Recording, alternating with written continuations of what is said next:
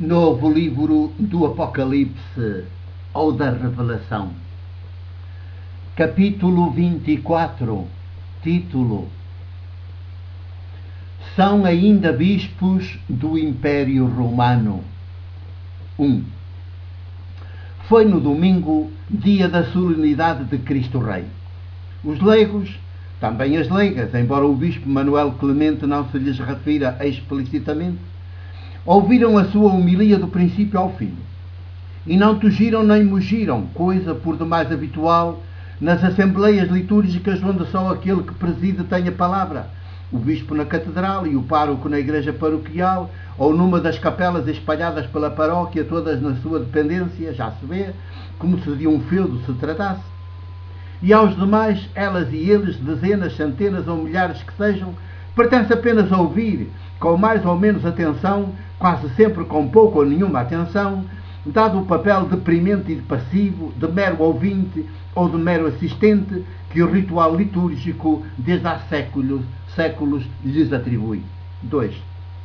O bispo Manuel Clemente, desta vez, dirigiu-se quase exclusivamente aos leigos, o que constitui uma novidade. Mas tratou-os não como igreja, que são em comunhão com ele, com as demais igrejas locais e com o bispo de Roma, na sua qualidade e responsabilidade de doutrina, que tem de ser maiútico serviço na igreja e com a igreja nunca poder ou domínio sobre ela, mas apenas como seus colaboradores. Cito, o negrito é meu, aqui no livro. 3.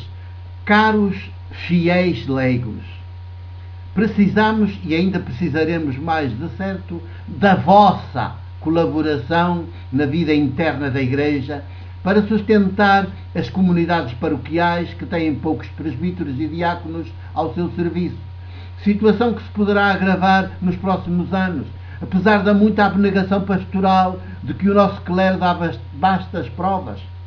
Pedimos e pediremos mais ao Senhor da Messe, muitos e santos ministros ordenados, como pedimos também vocações religiosas e de especial consagração.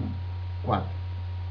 Peço perdão, mas aqui não posso deixar de interromper para perguntar ao bispo Manuel Clemente se ele ainda continua convencido de que a culpa da falta de ministros ordenados na Igreja é de Deus.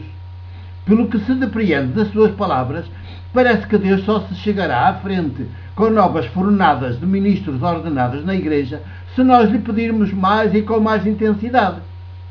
É assim que se passam as coisas? Acha então que é com todo este cruel simplismo que se resolvem os magnos problemas com que a Igreja que somos está hoje confrontada? Mas então de que Deus é que está a falar? Se ele só lá vai com muitos pedidos dos seus súbditos, não é um déspota, um tirano, um César, um imperador metido na sua corte imperial? Haja modos. E continua. 5. Mas teremos de contar com a colaboração de muitos de vós, caríssimos leigos, nos diversos setores da pastoral, da catequese à liturgia, da liturgia à ação caritativa. 6. Até aqui as palavras do bispo na homilia da missa. Ora, manda a verdade que se diga que uma postura episcopal assim, para mais protagonizada com tanta ênfase, representa em termos eclesiais um verdadeiro desastre de irreparáveis consequências. E porquê? Porque de modo algum suscita verdadeiros sujeitos eclesiais, o que hoje é mais do que premente na Igreja. Apenas suscita, quando muito, colaboradores atentos e reverentes dos bispos e dos párocos, os únicos que neste tipo de discurso é que são Igreja. Cava por isso ainda mais o fosso que dura há séculos entre clero e povo, quando deveria abolir de vez esse fosso e abrir portas à Igreja, comunhão, para onde apontou timidamente embora o Concílio Vaticano II, por sinal, ainda sem quaisquer resultados práticos, com lágrimas o digo. 7. Por este andar, e com bispos assim, nunca mais haverá Igreja comunhão, porque em Igreja, a de Jesus, não há o bispo e os seus colaboradores, mulheres e homens. Há Igreja, povo de Deus, e dentro dela há fiéis leigos, leigas, a esmagadora maioria, alguns bispos, presbíteros, diáconos, Faltam ainda mulheres no exercício destes ministérios ordenados e enquanto não houver, continuaremos a ser uma igreja em estado de pecado, mais pedra de tropeço do que sacramento de salvação da humanidade. Mas o bispo, mulher ou homem casado ou celibatário por opção, ou o presbítero, mulher ou homem casado ou celibatário por opção, não são mais igreja do que os fiéis leigas. Na Igreja Comunhão, a única que tem a marca de Jesus, não pode haver pirâmide. E pirâmide é o que se viu de forma simbolicamente gritante nesta missa de Cristo Rei, na Sé Catedral do Porto e nas outras catedrais, por esse Portugal além, regiões autónomas incluídas. 8. Os bispos também do Porto têm de se convencer que ainda transportam nos seus genes episcopais uma concepção de igreja nos antípodas da comunidade de Jesus.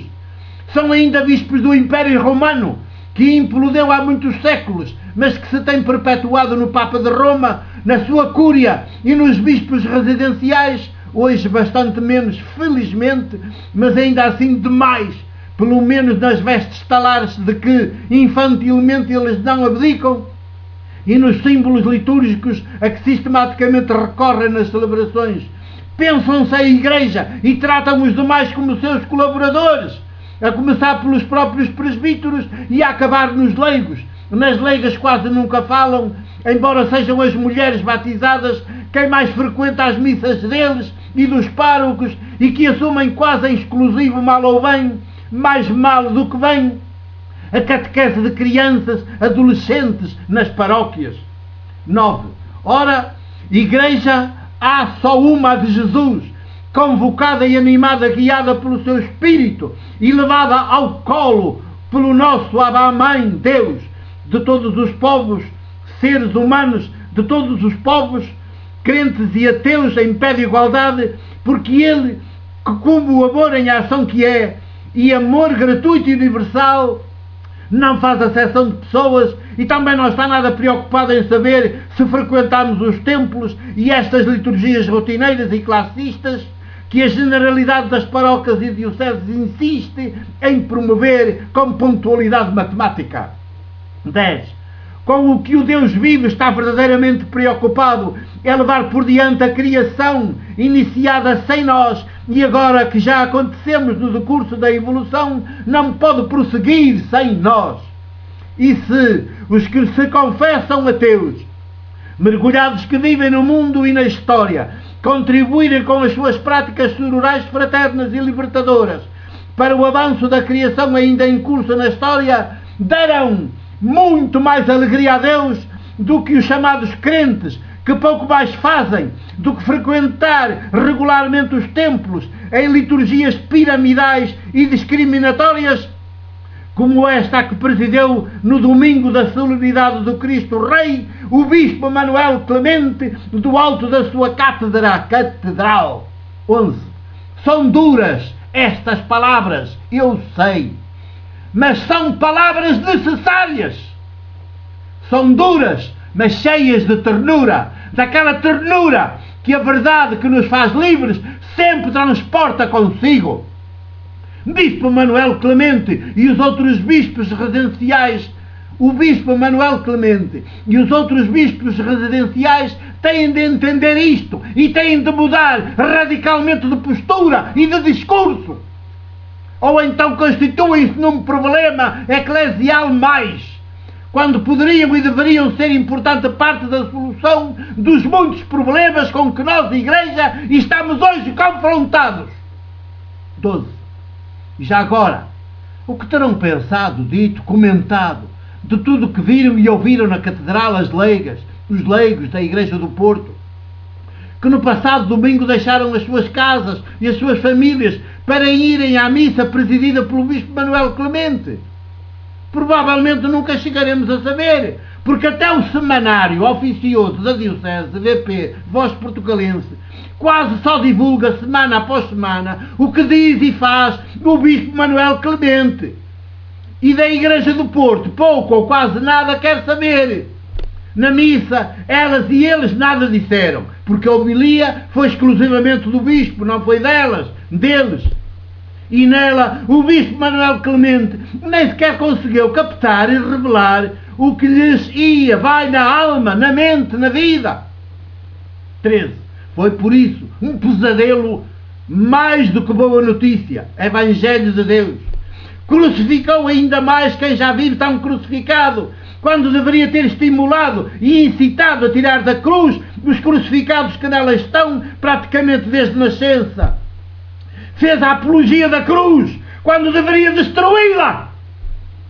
Insistiu num cristianismo sacrificialista, dolorista, sadomasoquista, típico de um Cristo do Império Romano e dos sucessivos impérios de turno, quando deveria ter anunciado a boa notícia de que Jesus, o de Nazaré, só foi parar à cruz que o Império fabricou para ele, porque se meteu até à medula nas causas do reinado de Deus, não nas causas do reinado de César, nem tampouco pactuou com elas.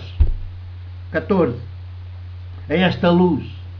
O bispo deveria ter deixado bem claro que nós, a igreja que hoje somos, é nas causas do reinado de Deus que também nos deveremos meter até à medula, não nas causas dos executivos que dominam e controlam o mundo, nomeadamente a economia, a política e a religião.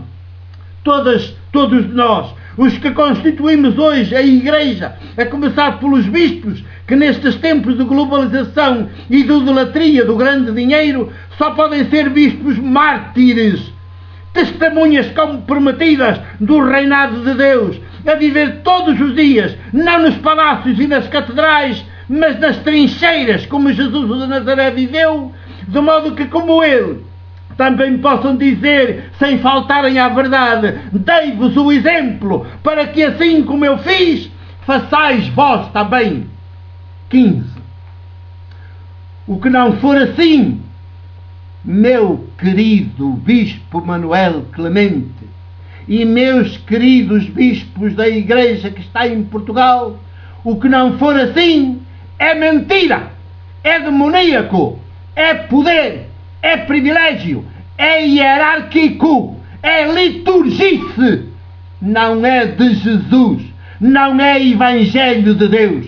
Como tal, não muda, não transforma, não salva, humaniza, sororiza o mundo. 2007, novembro 29. Termina assim o capítulo 24 de novo livro do Apocalipse ou da Revelação. O meu abraço e o meu beijo de presbítero da Igreja do Porto.